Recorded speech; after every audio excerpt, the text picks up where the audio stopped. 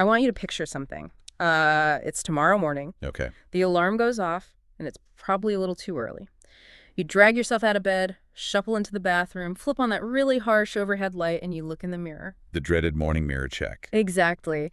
And what is the very first thought that crosses your mind? I mean, if you are being completely brutally honest with yourself, it's probably not a celebration. No, definitely not. Right. For most of us, that first glance in the mirror is this immediate, almost involuntary audit of our flaws. You zero in on the dark circles under your eyes. Yeah. You pick apart your skin, your body, your hair. You instantly start calculating how far behind you already feel, and you haven't even had a sip of coffee yet. It's a universally understood behavioral pattern, yet it is one of the most isolating ways to begin the day. Mm-hmm. We wake up and immediately enter a negotiation with our own inadequacy. We look at our reflection not to see a human being, but to identify problems that need fixing. Wow. Identifying problems. Yeah. Right. And from a psychological standpoint, that sets a very specific, very heavy cognitive baseline for the next 16 hours. You're essentially stepping onto a battlefield where the first casualty is your own self-worth. And that is precisely what we are diving into today. Today's deep dive is centered on the core concepts presented in the book The High Five Habit by Mel Robbins. A fascinating read. It really is. Now, you might know Mel Robbins. She's the international best-selling author behind the 5-second rule. Take control of your life and kick ass with Mel Robbins. She has definitely built a massive career on delivering no-nonsense, highly actionable advice. Yeah, she has. But the concepts we are exploring today revolve around something that sounds at first glance almost absurdly simple, maybe even a little cheesy. That sounds cheesy. We are talking about literally giving your own reflection a high five in the morning. The premise absolutely sounds unconventional. And it's really easy to dismiss it as a superficial self-help gimmick. But our mission for this deep dive is to deconstruct why it is anything but superficial. We're going to examine how this specific physical gesture can fundamentally rewire the hardware of your brain. Rewire the hardware. I love that. Yes. We are going to look at the rigorous neuroscience, the behavioral psychology backing this up, and explore how it can break deep-seated generational cycles of self-doubt. Because ultimately, we are talking about improving the single most important relationship you will ever have in your entire life, the relationship you have with yourself. Absolutely. Okay, let's unpack this, because to really understand the power of this habit, we have to start where Mel Robbins started. We have to look at the anatomy of a breakdown and how it led to a completely accidental breakthrough. Right. The origin story. Yeah, she paints a very vivid, very relatable picture of her origin story with this habit. Picture this. It's morning. She is standing in her bathroom in her underwear. Not exactly a glamorous moment. Not at all. She hasn't had her coffee yet, and she is just drowning in the sheer overwhelm of life. She's got Zoom calls starting in 15 minutes. Looming deadlines. Yeah, looming deadlines. She's trying to close a deal. There's a backlog of emails and texts. The dog hasn't been walked. She's waiting on her dad's biopsy results. The kids need her. It is the ultimate mental traffic jam. Is the quintessential modern morning cognitive overload. The demands of life are piling up faster than her executive function can process them. And what happens in that moment of acute stress, her attitude tanks and it turns inward. Her internal monologue becomes ruthlessly critical. She looks in the mirror and just thinks, ugh. Exactly. She picks apart the dark circles, her pointy chin, the asymmetry of her chest, the saggy skin on her stomach. She literally thinks to herself, I hate my neck. I hate my neck. It's so specific and yet so universally resonant. Who hasn't stood in front of a mirror and zoomed in on one completely arbitrary body part and just declared war on it? Well, almost everyone has. But here is where I want to push back a little, or at least play devil's advocate for a second. Mel Robbins is one of the most successful motivational speakers on the planet. Her entire brand is built on confidence and action. How does someone with that much external success end up standing in her bathroom absolutely tearing herself apart over a neck? That is a crucial question. And it highlights a major misconception about success and mental health. Which is? That external achievement automatically rewrites your internal dialogue. It doesn't. In fact, high achievers often possess the most vicious inner critics. Really? Yes, because that criticism is the very whip they use to drive themselves to success in the first place. Oh, wow. When the brain is placed under extreme stress, like waiting for a parent's biopsy results while juggling a career, It defaults to its most well-worn neural pathways. The path of least resistance. Precisely. And for many of us, the most deeply entrenched pathway is self-criticism. It provides a false sense of control. If you criticize yourself first, you are preempting the word's criticism. That makes so much sense. But in doing so, every thought she had in that moment just made her feel worse. Exactly. She just wanted a break from her own life. She wanted to pour coffee, collapse in front of the TV, and hide. But she knew that wasn't an option. No one was coming to rescue her. No one was going to magically clear her inbox or take the dog out or handle that difficult conversation for her. Yeah. It's like being stranded on the side of a desolate highway in a broken-down car, looking out at the horizon for help, and suddenly realizing that the only person coming to drive the tow truck Is you. is you. It's the stark realization of self-reliance. When we face internal overwhelm, our instinct is to look for external rescue. We want someone to swoop in and say, "You're right, this is so hard. You don't deserve this, but you've got this." She wanted a pep talk. And the irony, as you pointed out, is that her entire career is built on giving other people pep talks. Yeah. Yet in that bathroom, standing in her underwear, she couldn't conjure a single word of encouragement for herself. And that is the pivotal moment. She didn't know what to say. So spontaneously, without overthinking it, she just lifted her hand to her tired reflection in a kind of salute. Mm-hmm. She realized midway through that she was giving herself a high five. Just a simple, corny high five to the mirror. But the immediate physical and emotional result she describes is astonishing. It really is. As her hand touched the glass, she felt her chest loosen. She squared her shoulders. She actually cracked a smile at how ridiculous it felt. Right. But suddenly, she didn't feel so alone. Her spirit lifted. The daunting to-do list lost some of its terrifying power. What is happening in that split second is a profound shift in physiological state. We often think that our minds dictate our physical actions, but behavioral psychology shows us that the reverse is equally true, if not more powerful. So the body leads the mind. Physical actions can instantly dictate mental states. By raising her hand and executing a gesture deeply associated with celebration and partnership, she forcibly interrupted the downward spiral of her thoughts. It's a stark contrast to how we operate on a daily basis. Think about how you act in your daily life. You are probably an incredible cheerleader for everyone else. Most people are. If you're in a yoga class and a stranger next to you has good form, you might compliment their downward dog. Sure. If a friend starts a risky new side hustle selling supplements, you're the first one to buy a year's supply just to support them. We celebrate strangers, we uplift our colleagues, we meticulously track the achievements of our favorite athletes and musicians. But when it comes to our own reflections, we are our own worst critics. We ruthlessly, systematically argue against our own dreams. We do. We bend over backward to validate others, but we withhold that exact same validation from ourselves. It's so backwards. We are essentially hoarding our compassion. We view compassion as a finite resource that must be earned, and we set the bar for earning it impossibly high for ourselves while keeping it incredibly low for strangers. That is a brutal truth. And to illustrate just how powerful that withheld encouragement can be, we can look at a massive milestone from Mel's life. The marathon. Yes, running the 2001 New York City Marathon. This is such a visceral example in the source material. It sets the stage perfectly. Because this wasn't just any marathon. This was 2 months after the September 11th terrorist attacks. Right. The city was raw, reeling, and entirely transformed. And here is Mel, a new mom, working full-time with 2 kids under the age of 3. She openly admits she hadn't trained properly. Not at all. Her sneakers were barely broken in. She says she gets winded carrying groceries up 2 flights of stairs. By all physiological and logical metrics, she should not have finished that race. Yeah. She did not have the aerobic base or the muscular endurance to run 26.2 miles. Yeah, and it showed.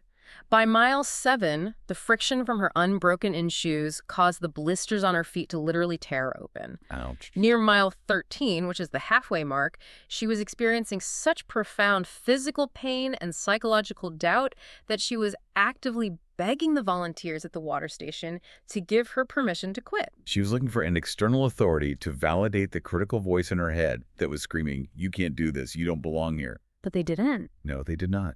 They told her, "Quit now. But you've come this far." And it wasn't just the volunteers. For 26.2 miles, the sidewalks were absolutely jammed with spectators. People hanging American flags from apartment windows. And those spectators were giving her high fives, complete strangers were reaching out, slapping her hand, transferring their energy to her. That physical contact, that constant stream of external belief, is the only reason she kept putting one foot in front of the other for 6 hours until she crossed that finish line. This is a textbook example of what sports psychologists call social facilitation. Social facilitation. Yes, it's the phenomenon where the presence and encouragement of others actually enhances your performance. But if we connect this to the bigger picture, it presents a profound psychological hypothesis. Which is? If the high fives of complete strangers can push a severely undertrained, blistered, exhausted runner through a grueling 26.2-mile physical trauma, Wow. Yeah. what could that exact same transfer of energy and belief do if you applied it internally? What if you tapped into that specific, potent fuel every single morning? The high five isn't just the slap of a hand. It is a biological and emotional transfer of belief. It says, I believe in you, which makes you believe in yourself. Exactly. Which brings up a question you really need to ask yourself right now as you're listening to this. How frequently do you actually cheer for yourself? It's a sobering question. Like, genuinely pause and say, I am proud of you. You are doing a good job. If you're anything like the rest of us, the answer is probably almost never. And that deficit of self-celebration is exactly what this habit aims to correct. Because what happened next is that Mel didn't just do this once. Right. She woke up the next day, faced the exact same overwhelming problems, the inbox, the biopsy results, the dog, and did it again. And by the third day, she realized she was actually looking forward to seeing her own reflection. She was making her bed faster, walking into the bathroom with enthusiasm at 6:05 in the morning. Why? Because it felt like she was about to see a friend. Going from avoiding the mirror to feeling like you're greeting a friend is a massive psychological pivot. It is huge. And it felt so good that eventually she snapped a picture of herself doing it and posted it on social media. Now, she didn't write a long philosophical caption. She didn't explain the neurobiology we're about to get into. Oh, she just posted a photo of herself. She had bedhead, her retainer was still in, and she was high-fiving the mirror. And that is when this whole thing exploded. The viral nature of this gesture cannot be overstated, and it's a crucial piece of the puzzle. Within an hour, people all over the world started tagging her in their own photos. People of all ages, all backgrounds. Corporate workers in suits, kids before school, grandparents. There's even a deeply moving example of a woman who posted a photo of herself high-fiving the mirror in a bathroom at a domestic violence shelter. That specific image just stops you in your tracks. A woman in a domestic violence shelter, amidst unimaginable upheaval, trauma, and likely the complete stripping away of her autonomy, finding a sliver of empowerment in this simple gesture. It proves that a high five costs absolutely nothing. But what it gives you, a moment of pure self-validation, a reminder that you are still standing, still fighting, and that you have your own back, is completely priceless. It certainly proves that the hunger for validation is universal. But as behavioral analysts, it raises an important question. Why did it spread so fast? Exactly. Why is something this simple so immediately contagious across such wildly different demographics? When the research started digging into the responses from people trying it, they uncovered a fascinating psychological glitch that this habit exploits. A glitch in the brain. Yes. Yeah. It turns out it is physically and mentally impossible to think a negative thought about yourself while you are actively giving your reflection a high five. Here's where it gets really interesting, But- because I was skeptical. You tried it. I actually tried this myself before we started recording. I stood in front of a mirror, raised my hand, went in for the high five, and consciously tried to say, I am a failure. And what happened? You literally cannot do it with a straight face. Your brain short circuits. You end up laughing, or you just feel utterly ridiculous. But why? Why does the brain glitch like that? What is happening on a neurological level? It comes down to a lifetime of neurological programming and Pavlovian conditioning. Yeah. Think about every time you have ever given or received a high five in your entire life. Okay. Little League games. Graduations, finishing a big project at work, celebrating a friend's good news. Every single instance is paired with positive subconscious associations. Right. The physical gesture of a high five is neurologically inextricably linked to shared celebration, to pride, to victory, to the phrase, I believe in you. So it's baked in. Deeply. Over the course of decades, your brain has logged thousands of these positive data points in the basal ganglia, which is the part of the brain responsible for habit formation and automated behaviors. So it's basically muscle memory for your mood. When you raise your hand to the mirror, your brain doesn't know how to process that gesture with negativity. It's like trying to play a vinyl record backward. The groove only goes one way. As soon as you lift your hand, your subconscious mind automatically flips into positive mode. It preemptively releases dopamine because it anticipates a celebration. And absolutely silences the inner critic. Precisely. The cognitive dissonance is too high for the brain to maintain. You cannot execute a physical gesture of profound support while simultaneously running a mental script of profound hatred. The physical action wins. That is incredible. Furthermore, it snaps you entirely out of the mental death spiral of your morning to-do list. You cannot give a good, solid high five while you are agonizing over an unread email or worrying about getting the kids to school. Because a high five demands presence. If you've ever received a limp, distracted high five, you know it feels terrible. Right. A real high five requires you to be fully in the moment. It acts as an immediate gut check. It forces your focus away from the anxieties of the future and anchors you directly in the present reality of your own reflection. It forces you to stop mindlessly marching through your morning routine and actually pause. And there is hard data backing up why that exact kind of pause is so vital. Yes, there is. Harvard Business School actually did a fascinating study on intentional reflection. We usually think that to be more productive, we just need to work harder and faster. Which is a very common misconception. But they found that taking just a brief moment to reflect on your work and yourself actively improves your job performance. The methodology of that Harvard study is highly relevant here. They looked at employees in high-stress, fast-paced environments, like call centers. Okay. They split them into groups. One group just worked straight through their shifts. Another group was asked to take the last 15 minutes of their day to simply reflect on what they had learned and write it down. Just 15 minutes of reflection. The group that paused to reflect performed significantly better on subsequent tasks. It made them more effective, increased their productivity, and boosted their intrinsic motivation. All from simply hitting the pause button and reflecting. And when you practice the high five in the morning, you are hijacking that moment of reflection for your personal well-being. You are intentionally setting the cognitive frame for the day. Instead of letting your brain default to anxiety about the day ahead, you are actively choosing your perspective. You are pausing to ask yourself, how do I want to show up today? Who do I want to be? It transitions your focus from the external demands of the world to your internal capacity to meet those demands. But we can take this a step further and look at how this physical gesture of belief actually influences behavior and motivation in the real world, starting at a very young age. Let's look at the science of building champions. There's a study from the academic journal Frontiers in Psychology that fundamentally challenges how most of us view encouragement. This study is mind-blowing. Researchers took school-aged kids and gave them increasingly difficult puzzles to complete. Then they divided the kids into 3 groups and gave them 3 entirely different types of praise to see how it would affect their motivation when the puzzles got really hard. The experimental design here perfectly isolates the mechanics of motivation. The first group of children received what developmental psychologists call trait praise. They were told, "You're so smart," or "You're so talented." Okay. The second group received effort praise. They were told, "You worked really hard on this," or "You're so dedicated." And the third group? The third group didn't receive verbal praise at all. The researchers simply gave them a high five. Now, wait, I have to pause here. Because if you ask any parent, teacher, or coach from the last 30 years, they will tell you that calling a kid smart is the ultimate goal. It has been the prevailing wisdom. We've been told that building a kid's self-esteem by telling them they are inherently gifted is the gold standard of parenting.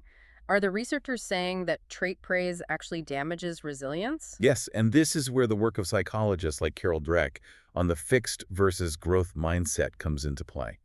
The study found that the kids who received trait praise were actually the least motivated when the puzzles became difficult. The least motivated. They gave up the fastest and had the least amount of fun. Why? Because if you are only praised for the inherent trait of being smart, then the second you struggle with a difficult task, your brain logically concludes, "I am struggling, therefore I must not be smart anymore." Oh, that makes sense. It creates an incredibly fragile ego. Exactly. You become terrified of failure because failure invalidates your core identity. That is entirely counterintuitive to how we operate. So the effort praise group fared better, right? Because they were praised for the process, not the trait. Correct. The effort-praised group showed greater enjoyment and more persistence because they learned that trying hard was the goal, not innate genius. Failure just meant they needed to try a different strategy. But the clear winners, the absolute most motivated and persistent kids in the entire study, were the ones who received the simple high five. They felt the most positive about themselves, they kept going the longest despite making mistakes, and they reported having the most fun doing it. So, what is the magic embedded in the high five that beats out even the best, most psychologically sound verbal praise? It boils down to the mechanics of shared celebration versus top-down evaluation. Top-down evaluation. Both trait praise and effort praise are evaluations. They are a judge, the teacher or researcher, handing down a verdict on your performance. Right. But a high five is not an evaluation. Holding up your hand with a smile is an instantly recognizable sign of genuine shared pride. You are celebrating with the other person. You are on their level. When you receive a high five, you aren't being affirmed for your intelligence or your grades. You are being seen and affirmed simply as a person. It's connection without condition. Connection without condition. I love that. And that explains why standing in front of the mirror and just repeating positive affirmations sometimes feels so utterly hollow. Yeah. You see it all the time on social media. Just look in the mirror and say, I love myself 10 times. But passive verbal mantras often fail miserably because if deep down you don't actually believe it, your brain will reject the mantra. Your amygdala acts like a bouncer at a club. And if the affirmation doesn't match your deeply held beliefs, the bouncer doesn't let it in. Your brain calls your bluff. That is a perfect way to describe it. The brain is highly attuned to cognitive dissonance, but a high five bypasses that verbal filter entirely. Because it's a physical action rooted in decades of positive muscle memory, your brain can't reject it. You're physically acting out the feeling of joining in with yourself. You are providing the brain with undeniable physical evidence of support. And this concept of physical support building internal trust was proven on an even larger, incredibly high-stakes scale by researchers at UC Berkeley who studied NBA basketball teams. This is a fascinating application of the theory. We're moving from kids with puzzles to multi-million-dollar professional athletes. The UC Berkeley study, led by researchers who specialize in nonverbal communication and touch, is a landmark piece of behavioral science. At the very beginning of the basketball season, they didn't look at shooting percentages or defensive rebounds or player salaries. They just looked at physical touch? Yes. They meticulously recorded how often players on various teams gave each other high fives, fist bumps, chest bumps, and half hugs. They just counted the touches. But hold on, couldn't you argue the chicken or egg scenario here? Are they high-fiving because they are already winning and playing well, or are they winning because they high-five? That is exactly what the researchers controlled for. They measured the touches during the early season games, regardless of whether the teams were winning or losing in those specific moments. Oh, wow. And using only that data, the frequency of physical encouragement early on, the researchers were able to accurately predict which teams would have the best records at the end of the year and make it to the championships. That is wild. Just by looking at who was high-fiving in November, you can predict who wins the trophy in June. The teams that touched the most were the ultimate winners. And the teams that touched the least. The worst teams in the league. They had terrible body language, no high fives, and as a result, they consistently made selfish, inefficient plays on the court. Why does it make such a big difference at that elite level? It all comes down to the neurochemistry of trust. In a high-stress environment like professional sports, cortisol levels are high. But physical touch, like a high five, triggers the release of oxytocin, which lowers cortisol and builds social bonding. A high five in a team setting communicates, I've got your back. We're in this together. If a player misses a shot and their teammate immediately gives them a high five as they run back on defense, it instantly shakes off the bad play. It communicates that their value to the team is not contingent on being perfect. It builds a psychological safety net. The teams that high-fived constantly believed in each other, which allowed them to take risks, play selflessly, and become unstoppable. And it isn't just sports. This translates directly to the corporate world. Google conducted a massive 3-year study called Project Aristotle to figure out what makes the highest performing teams in their company. Another great example. They thought it would be a mix of the highest IQs, the most expensive degrees, or the best coders. But it wasn't. The #1 factor distinguishing great teams from mediocre ones was psychological safety. Meaning, the team members felt seen, heard, and trusted to take risks without being punished. Furthermore, the biggest difference in whether you actually enjoy your job, isn't your salary, the free snacks, or your vacation days. It's whether you have a manager who actually cares about you, a manager who has your back. Which brings us to the most profound connection we can make from all of this data. If a high-five manager makes a great workplace and a high-five culture makes a championship NBA team, then you absolutely must become the high-five manager of your own mind. You have to create psychological safety inside your own head. If you are constantly berating yourself for every mistake, if you look in the mirror and immediately list your flaws, you are running the worst team in the league. You are destroying your own morale. If a good day at work starts with feeling appreciated, it makes total sense to start your life every single day by appreciating yourself in the mirror. It does. But let's take this even deeper. Let's look at the actual neurological hardware. It's one thing to say this improves your mood or builds psychological safety, but the claim here is that this habit actually changes the physical structure of your brain. Let's talk about the science of neurobics. Yes, neurobics. Neurobics is a fascinating field pioneered by Dr. Lawrence Katz, an internationally recognized neurobiologist who is based at Duke University. He discovered that neurobic interventions are among the fastest and most powerful ways to force the brain to create new neural pathways. To understand this, we have to understand that the brain, by default, is incredibly lazy. It is an energy conservation machine. It likes to run on autopilot. It relies on well-worn mental shortcuts, synaptic pathways that have been fired thousands of times. This is why your morning routine of criticizing yourself happens almost unconsciously. You don't even have to try to hate your neck or worry about your inbox. Your brain just does it automatically because it's a superhighway in your mind. It's the path of least resistance. Exactly. It's a process called synaptic pruning. The brain strengthens the pathways you use often and prunes away the ones you don't. So to build a new road, a new pathway of self-acceptance, you have to force the brain out of its energy-saving mode. You have to snap it to attention. Dr. Katz defined a specific formula for what he calls brain fertilizer, which stimulates neurogenesis and synaptogenesis. I think fertilizer, okay. It requires three elements happening simultaneously: a routine activity, plus an unexpected sensory input, plus an emotion. When you combine those three things, the brain enters a heightened state of neuroplasticity and rapidly builds new nerve connections to link them together. There is an incredible real-world example of neurobics in action that really brings this down to earth, involving Mel's own son, Oakley. This is a remarkable story. Oakley has dyslexia and dysgraphia. Now, a lot of people know those are language-based learning differences, but what is actually happening neurologically is that some of the physical pathways connecting the two hemispheres of his brain, often across the corpus callosum, weren't fully formed or communicating efficiently. So his specialized school, working in tandem with an MIT neuroscience lab, used aerobic interventions to literally build those missing physical pathways. The intervention they used was brilliantly simple in its execution, but highly demanding on the brain's processing centers. Tell us about it. They had Oakley stand in front of a large board covered in little lights. The board had a line straight down middle, dividing his field of vision. When a light flashed, he had to touch it. Okay. But the catch was, if a light flashed on the right side of the board, he was not allowed to use his right hand.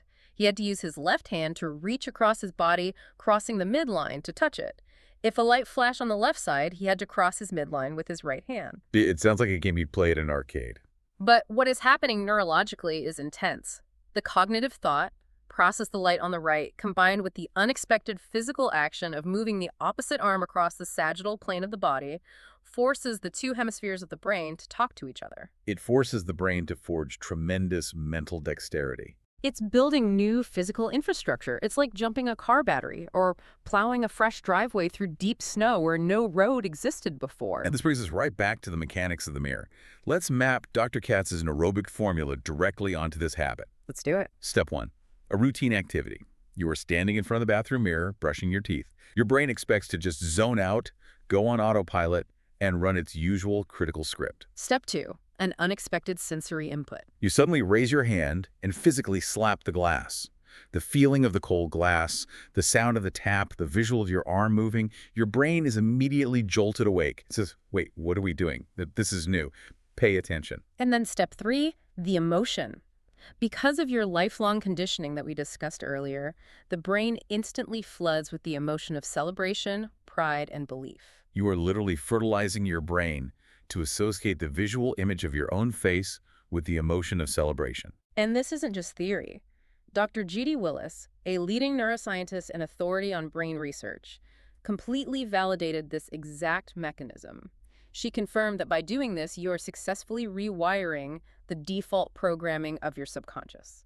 It's the exact same neurobic mechanism as brushing your teeth with your non-dominant hand while repeating a thought. It forces the brain to pay hyper-close attention and lock in the new data because it's navigating a novel physical experience. The neurological implications here are massive. Over time, as you repeat this neurobic exercise morning after morning, the brain paves a new mental shortcut. It stops firing the old self-doubt pathway when you look in the mirror, because that pathway is no longer being utilized. It begins to default to the new self-acceptance pathway. You are literally rewiring your biological hardware to support you rather than sabotage you.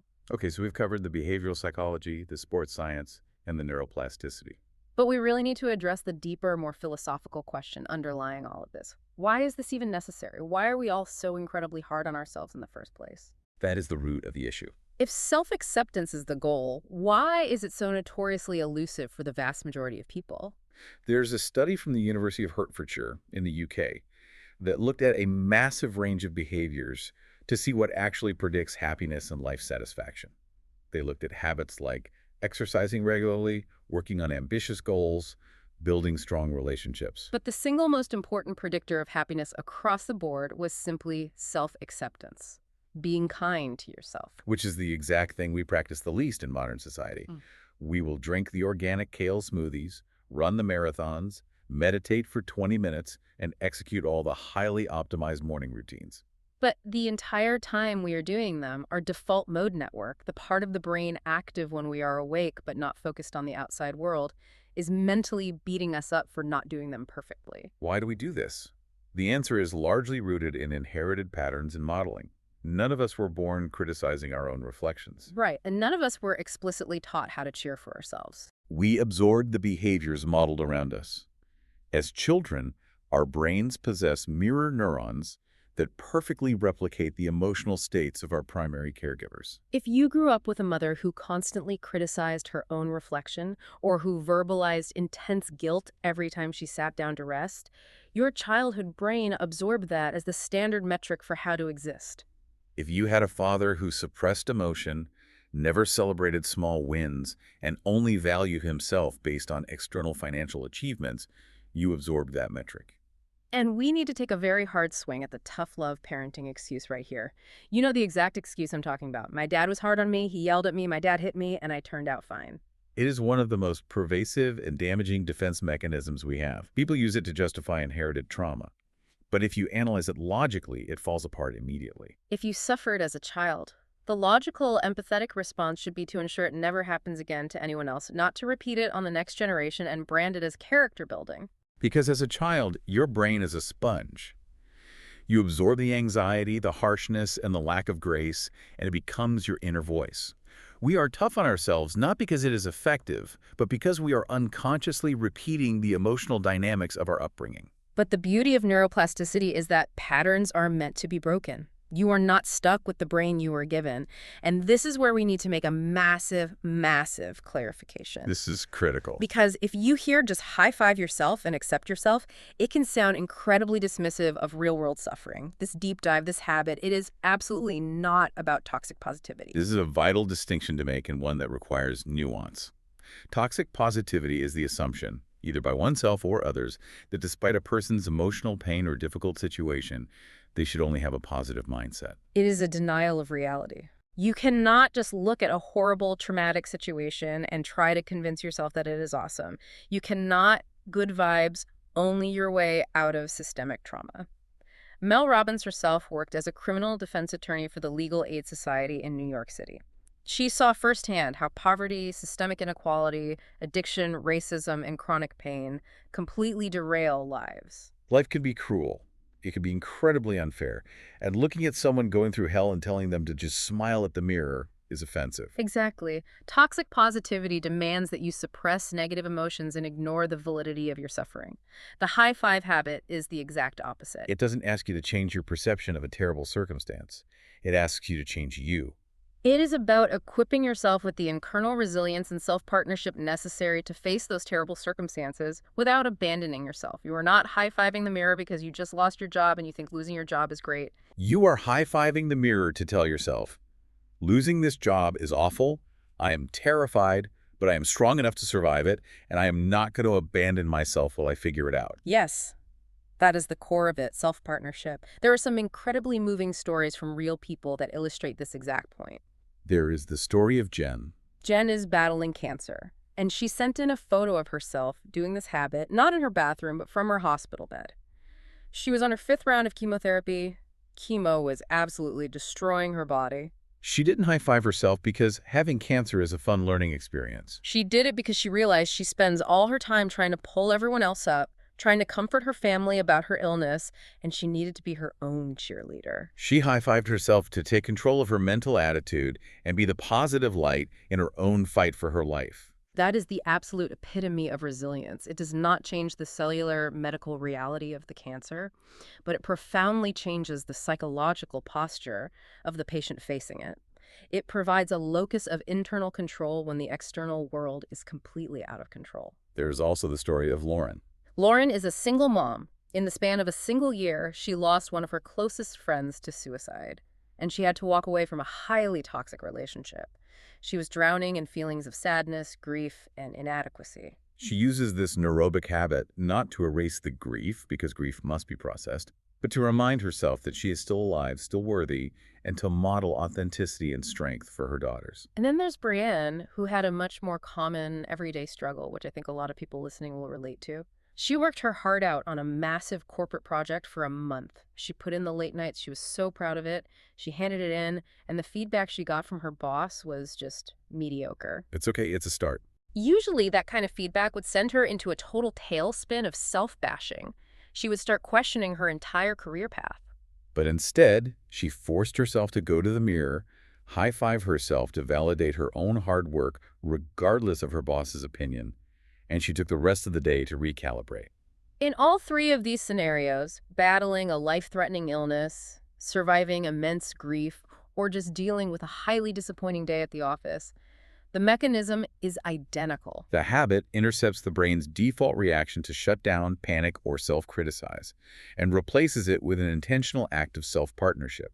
It says, I am here with you in this difficult moment. Okay, so if you are listening to this and thinking, all right, you've shown me the Harvard studies, the Duke neuroscience, the NBA stats, I want to rewire my brain and be my own teammate. How exactly do we do this? Let's get into the granular behavioral science of implementation. Let's break down the exact steps and the non-negotiable rules of engagement for making this work. The implementation is brilliantly simple, which is exactly why it bypasses the brain's resistance. Highly complex habits fail because they require too much executive function. Step 1. Every single morning, stand in front of the bathroom mirror. Before you look at your phone, before you check the news, before you let the external demands of the world in, you must pause. Don't look at the surface level flaws. Look into your own eyes. Acknowledge your own presence. Step 2. When you feel ready, raise your hand and give your reflection a high five. That's it. Notice how your mind goes quiet. Notice the shift in energy. You don't even have to say a word out loud. But I know people will immediately try to hack this. Why does it have to be in the morning? Can't I just do it at 3 p.m. when I hit the afternoon slump? You can certainly do it at 3 p.m., but the morning is non-negotiable for setting the baseline. Why? Doing it first thing in the morning leverages the transition from sleep to wakefulness. Research shows that your morning mood disproportionately impacts your overall daily productivity and resilience. If you start in a positive, self-affirming state, you are statistically more likely to make proactive, healthier choices throughout the day. Furthermore, doing it immediately upon waking forces you to put your own needs first. Before the children need breakfast, before the boss needs an email, before the inbox dictates your stress levels, you are prioritizing your relationship with yourself. And why the bathroom? Why can't I just do this in the rearview mirror of my car while I'm stuck in traffic, or in the reflection of my computer screen at work? Practically speaking, the bathroom is one of the few places in a modern home where you are guaranteed a moment of physical privacy. You are far less likely to feel self-conscious or performative. But more importantly, there is a core behavioral science concept at play here called habit stacking, popularized by experts like James Clear. It is incredibly difficult to build a brand new habit entirely from scratch. because it requires remembering to do it. But if you stack a new habit onto an existing, deeply ingrained routine, success rates skyrocket. You already stand in front of the bathroom mirror to brush your teeth every single morning. That routine is neurally locked in. By stacking the high five onto the toothbrushing routine, you ensure it sticks without requiring immense willpower. It's also a great mindfulness trick. The phrase used often is, be where your feet are. Usually, when we are brushing our teeth or shaving, we are on total autopilot. We are physically in the bathroom, but mentally we are already in the 9 a.m. meeting, or we are reliving an argument from yesterday. This habit forces you to physically and mentally occupy the same space. Now, you will inevitably have some skeptics asking about the physical execution. Some people ask, can I just clap my hands together in the air? Do I have to use a mirror? From an aerobic standpoint, the answer is very firm.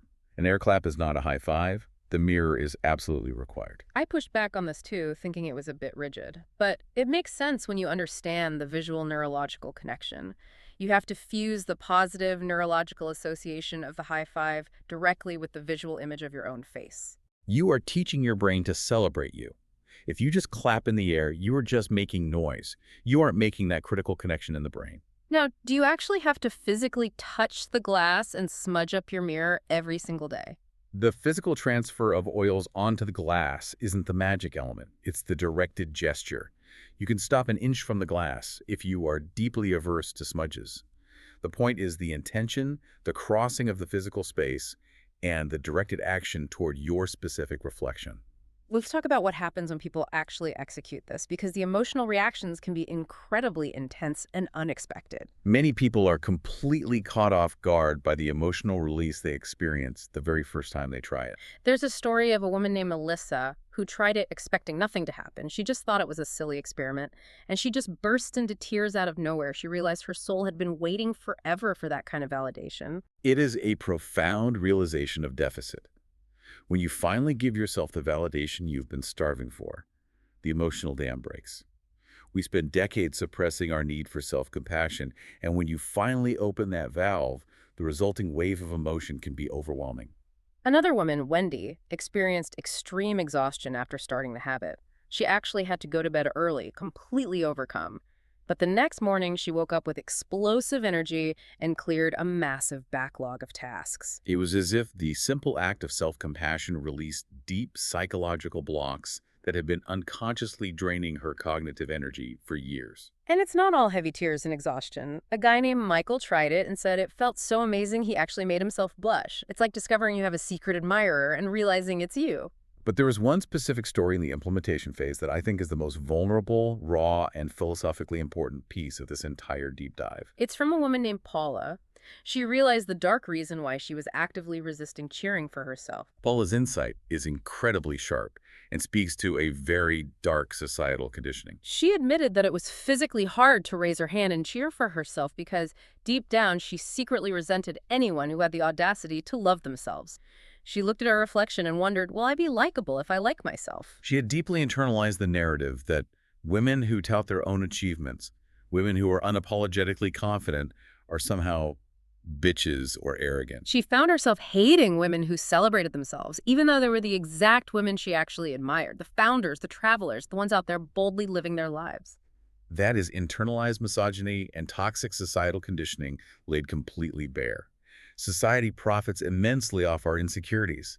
It sells us products to fix the flaws we wouldn't care about if we weren't told to. It teaches us, especially women, to play small, to be humble to a fault, to wait for external permission to feel proud. Paula realized that her refusal to high-five herself wasn't just low self-esteem, it was an act of resignation to that toxic system. She was keeping herself small to make others comfortable. You have to push through your resignation. Do it anyway. Even if you don't feel like it, especially if you don't feel like it, because your life only gets easier when you force yourself to do the hard things. And that is the crux of sustainable behavior change. You cannot wait until you feel worthy of a high five to give yourself one. Action must precede belief. The physical habit of the high five eventually generates the psychological feeling of worthiness. It acts as a bridge between the insecure person you are today and the confident, self-reliant person you want to become. So what does this all mean? We have traveled a massive distance today. From a stressful morning in a bathroom, through the rigorous neuroscience labs of Duke and MIT, across the statistically analyzed courts of an NBA championship, and into the deep inherited traumas of our childhoods. And it all points to one massive, life-altering paradigm shift. It is the journey from relying on external validation, waiting for the likes on social media, waiting for the boss to notice you, waiting for a partner to complete you to, generating an unbreakable core of internal validation. The ultimate synthesized takeaway from all of this behavioral science and neurological data is that self-worth is not something you magically discover on a mountaintop. It is not something you are granted by the world once you achieve enough. It is something you must actively, relentlessly build within yourself. Yeah. It requires daily construction. When you build that internal partnership, you stop viewing your struggles as evidence of your inadequacy. Instead, your failures simply become data points. They become lessons. Like steel, your confidence, your resilience, and your wisdom are forged in the fire of life's challenges. Life is always going to be teaching you something hard, but you have to be willing to look at it with a supportive lens to actually learn the lesson. You have the most amazing ally, the ultimate hype squad, and the most powerful secret weapons standing right there in the mirror. You just have to be willing to raise your hand and greet them. If the number one predictor of human happiness is self-acceptance, then withholding celebration from yourself isn't just a bad morning habit. It is a devastating form of self-sabotage. And that sabotage ripples out. It affects how you parent your children, how you lead your team at work, how you love your partner. But the inverse is also magnificently true. Imagine how the fabric of society might shift if millions of people simply stopped demanding that the world validates them. Imagine if, instead, we all woke up, took a breath, and validated ourselves before we ever stepped out the door. Could the simple, seemingly cheesy act of touching a bathroom mirror be the ultimate rebellion in a world that literally profits off your insecurities? It's a profound thought to carry with you today. Thank you for taking this deep dive with us. Tomorrow morning, when that alarm goes off and you stumble into the harsh light of the bathroom, intercept the autopilot. Take a second, look past the surface, meet your own reflection, and give yourself the high five you so deeply deserve. You've got this.